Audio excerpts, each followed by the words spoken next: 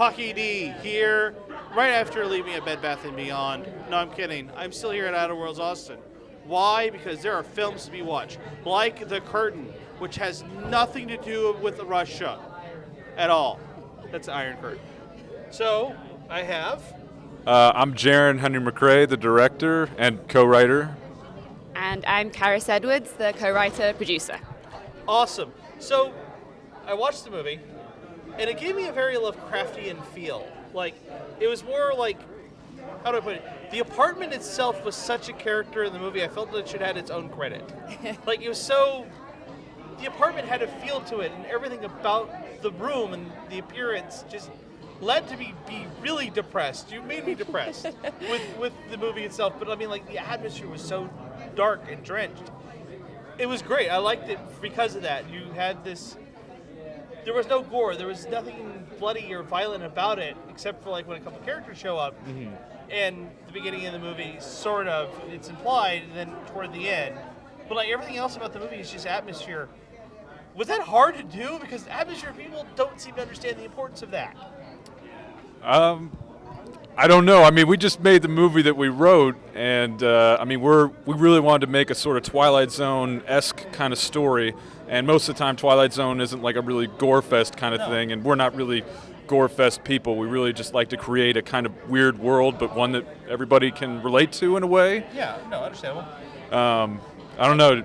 I also think just New York real estate, that apartment, you know, it can be a depressing existence looking for apartments in New York. So I saw the bathroom, like, that thing's smaller than my bathroom, my God. Yeah, it got destroyed after we shot the movie. Really? The landlord renovated the whole building. So we were racing against time to finish the movie before the location was destroyed. So I can't say anything, but I want to make a pun about, like, you know, some of the things the characters say in the movie, but I don't want spoilers. Yes, no spoilers. No spoilers. The movie, I have to say, it was nice to see a movie for once not have an incredibly upbeat character. Like most movies, they start off with a character like, I'm happy, the world is good, and then by the end it's like, Mrr. And it's like, this movie, the character really already starts off with, I don't know how best to describe it, but like, life sucks, and I know it now.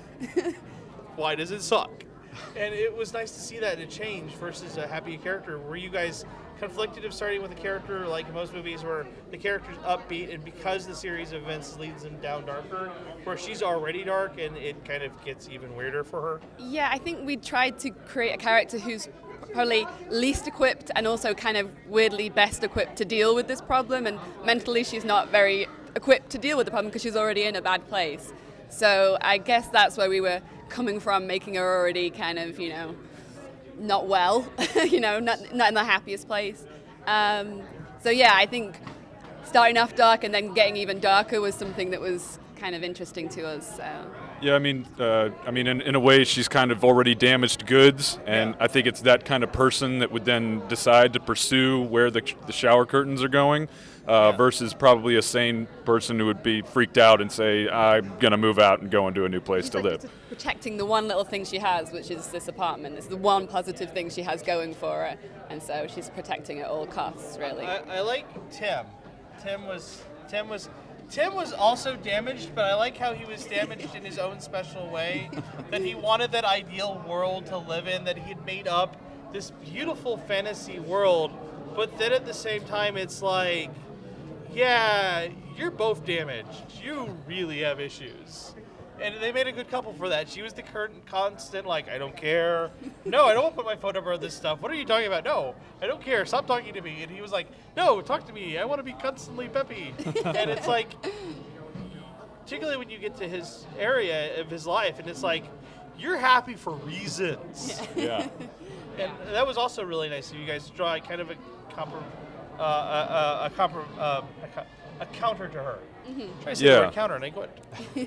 Well, originally, the characters, Tim was playing Danny's role. It was going to be gender reversals. It was going to be a guy moves into an apartment, and then a girl likes him because for no reason. And we had this whole problem with the manic pixie dream girl kind of complex at the movie that we wanted to avoid. So we switched the roles and made Danny, the main, a girl instead of a guy. And then a guy liking her because guys are stupid and will like girls for We the like silliest girls. reasons. Yeah. Exactly.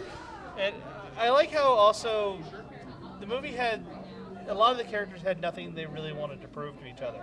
It was more like they were just trying to deal with the scenario that was handed to them, like the thing. But and that there was no, how to put it, there was no like we have to solve this because it could very well involve the end of the world. It's more like this is an odyssey. Let's just keep poking at it and see what it does. I mean, yeah. I mean, we wanted to create some sort of adventure that. I mean, they're just going because it's just insane, you know. Right. And you would. It's an itch that you have to scratch. Right. Is kind of what we were looking for. And yeah, go ahead. Sorry. Okay. That was perfect. All right. I was just gonna ask. There's a cult involved. There's a big group involved, and that was weird. I like the actor you got to play the white guy. Or, I mean, that's literally No, he's literally so white. Yeah, we call him the pale. Yeah, man. he's Pale the man. pale man. Yeah, Yes. he's Yeah. He's also actually Danny, our lead actress's husband. So there we go. It was a good That dynamic between them. I don't know if you can see that on screen. I could in certain scenes, particularly the very brutal first intro Yes. of both those characters Yeah. meeting. Yeah, that was very cool. Unfortunately, we have to wrap it up soon because they're going to lead out another movie, and they're literally going to lead out right there. Oh, boy. So, where people want to find out more about this movie or where it's going to be filmed next, not filmed next, where it's going to be seen next, or when it gets released, where can they find out? Well, it'll be released sometime in 2016 on VOD and maybe Redbox. We're just not sure what platforms yet. Yeah, not sure yet, but we do have a domestic distributor, so it'll be available somewhere: Netflix, iTunes. Twitter. But follow us on Twitter at Curtain the Movie and on Facebook at Curtain Film. Yep, there we go.